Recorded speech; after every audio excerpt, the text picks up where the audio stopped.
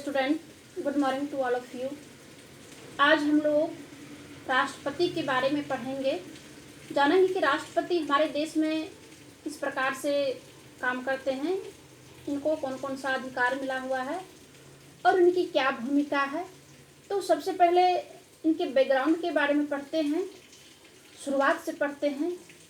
विधायिका, कार्यपालिका और न्यायपालिका के बीच में इनका क्या भूमिका रहता है।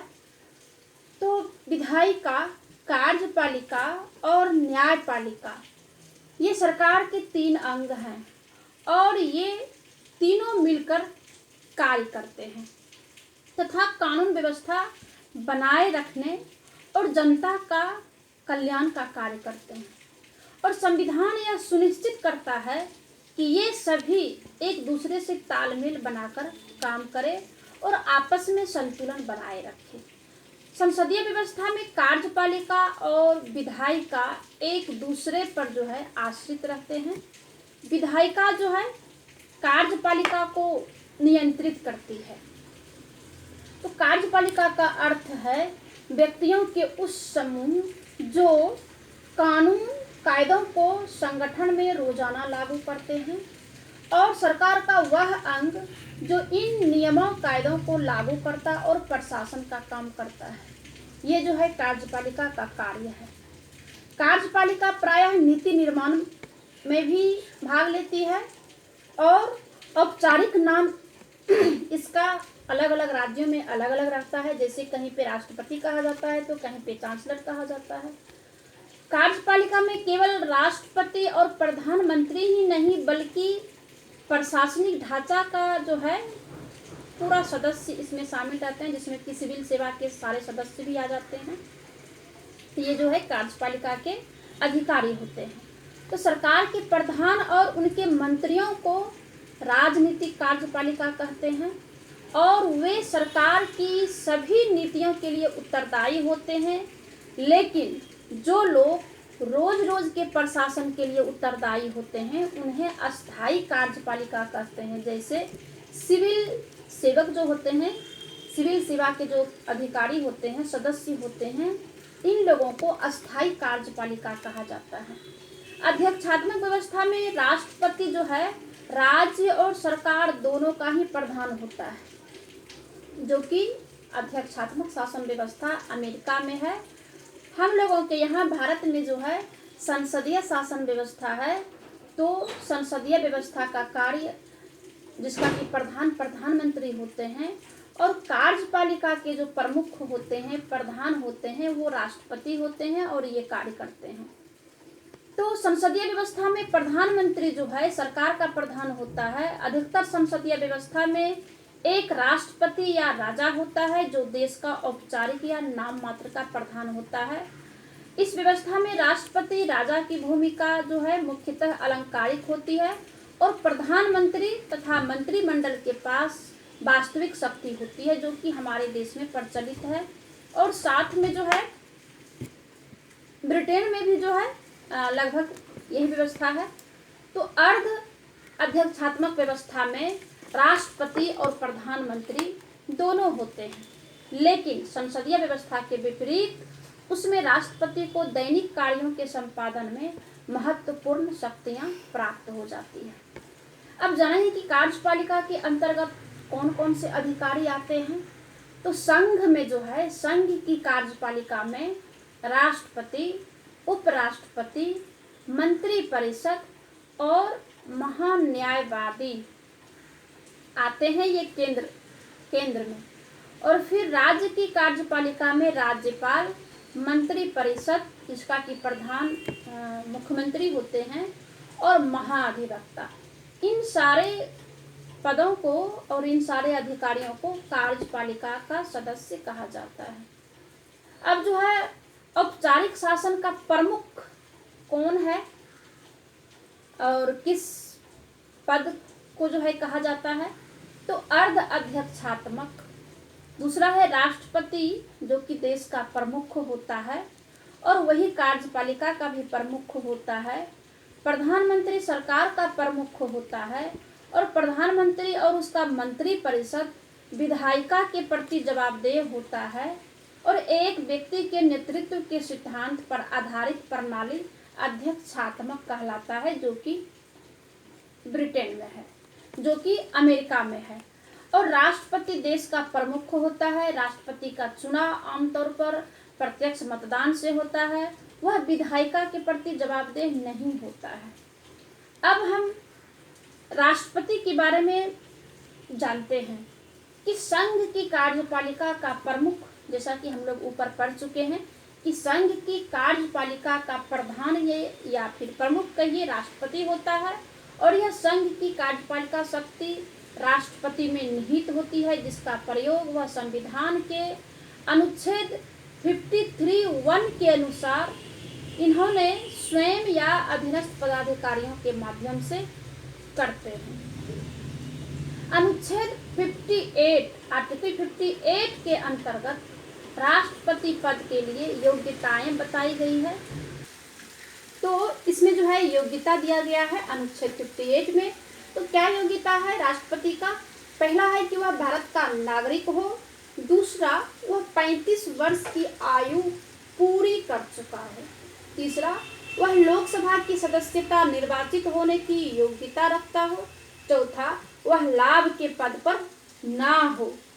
तो राष्ट्रपति, उपराष्ट्रपति, राज्यों के राज्यपाल और संघ अथवा राज्यों के राज्यपाल और संघ अथवा राज्यों के मंत्रियों के पद को लाभ का पद नहीं माना जाता है। अब हम राष्ट्रपति के जो है कार्यकाल के बारे में जानते हैं कि इनका क्या कार्यकाल है। आर्टिकल 56 के अनुसार राष्ट्रपति पद ग्रहण करने की तिथि से 5 वर्ष की अवधि तक अपने पद धारण करता है, किंतु वह 5 वर्ष के पूर्व कभी भी उपराष्ट्रपति को अपना त्याग पत्र दे सकता है। उसे जो है संविधान का अतिक्रमण करने पर अनुच्छेद 61 में उपबंधित महाभियोग की प्रक्रिया के द्वारा भी हटाया जाता है। और किसी भी पर्सनल मामले में भी जो है, जैसे अस्वस्थता की वजह से या फिर और कोई वजह से जो है अपने मन से भी जो है वो त्याग पत्र दे सकते हैं, और वो त्याग पत्र जो है उपराष्ट्रपति के हाथों में देंगे।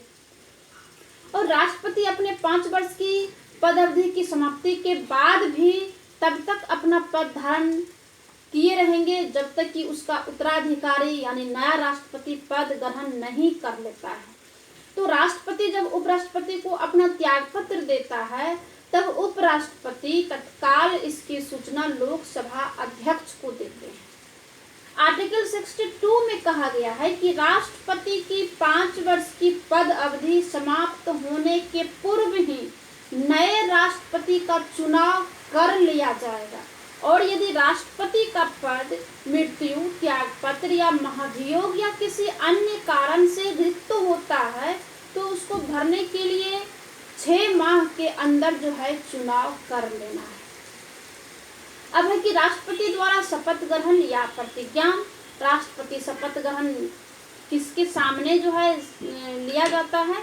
तो आर्टिकल 60 के अनुसार उच्चतम न्यायालय के मुख्य न्यायाधीश या उनकी अनुपस्थिति में उच्चतम न्यायालय के जो सबसे वरिष्ठतम अधिकारी हैं, जो सबसे ज्येष्ठतम न्यायाधीश हैं, उनके द्वारा भारत के राष्ट्रपति को जो है शपथ दिलाई जाती है।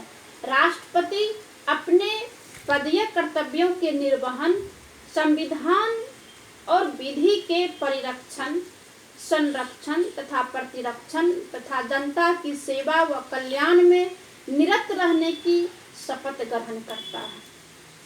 और फिर राष्ट्रपति के शपथ का प्रारूप अनुच्छेद 60 में ही दिया गया है। अब है कि राष्ट्रपति का चुनाव कौन करते हैं? जैसे कि प्रधानमंत्री, मुख्यमंत्री, एमपी, एमएलए, इन लोगों का चुनाव जनता प्रत्यक्ष रूप से करती है। तो राष्ट्रपति का चुनाव तो जनता प्रत्यक्ष में नहीं करती है। तो राष्ट्रपति का चुनाव जनता के द्वारा चुने गए प्रतिनिधि के द्वारा राष्ट्रपति का चुनाव होता है।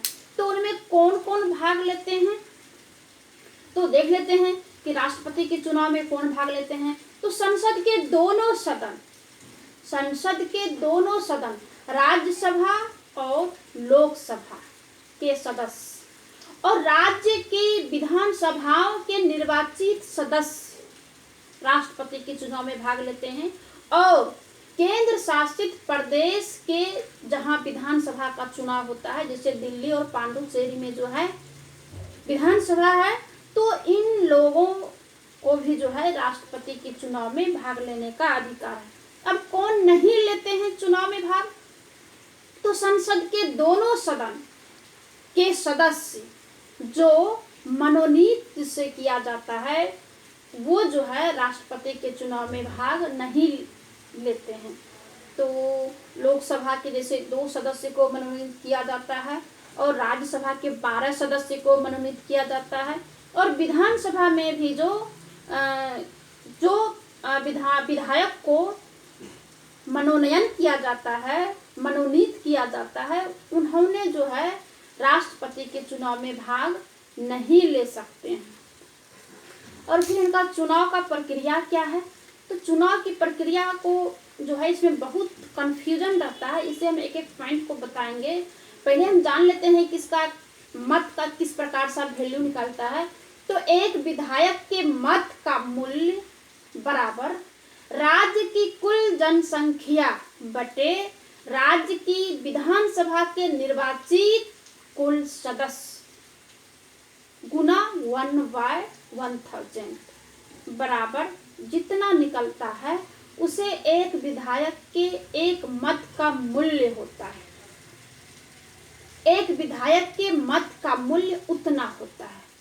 और इसी प्रकार संसद के जो है कैसे मूल्य निकाला जाता है? तो एक सांसद के मत का मूल्य बराबर सभी राज्यों के विधायकों के मतों का कुल मूल्य बटे सांसद के निर्वाचित सदस्यों की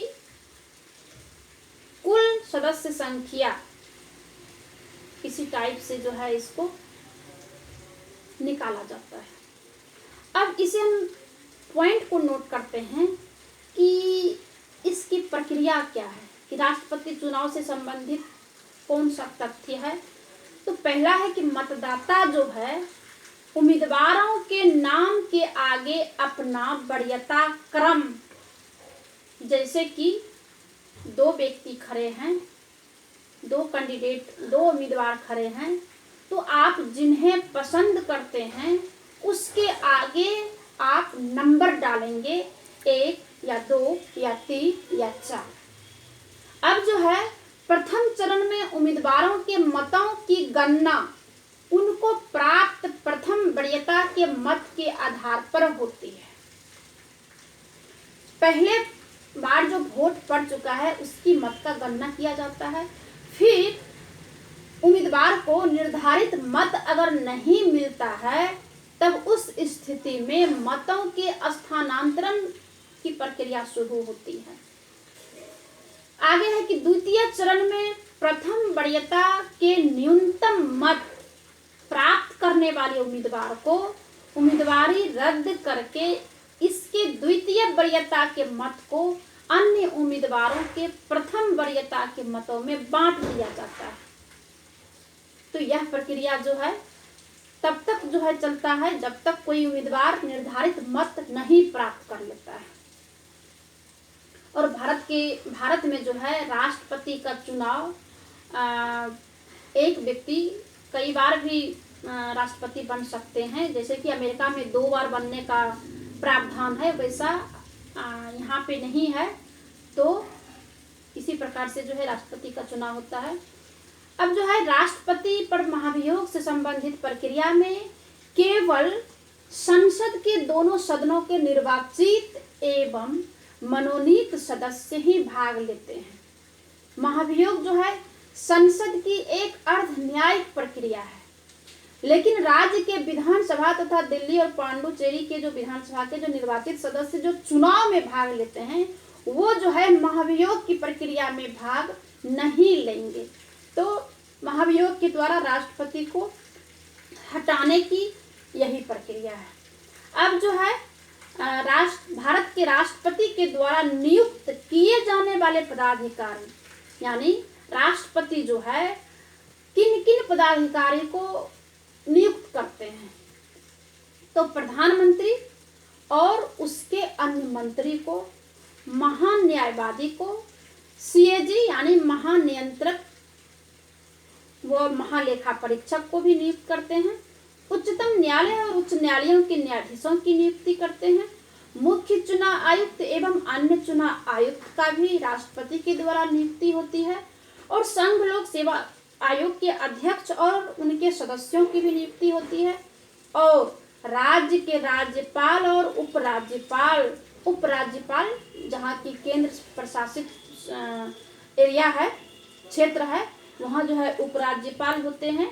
और जहाँ पे मुख्यमंत्री है, केंद्र शासित नहीं है, वहाँ पे राज्यपाल होते हैं। तो इन दोनों का जो है जो नियुक्ति जो है राष्ट्रपति करते हैं।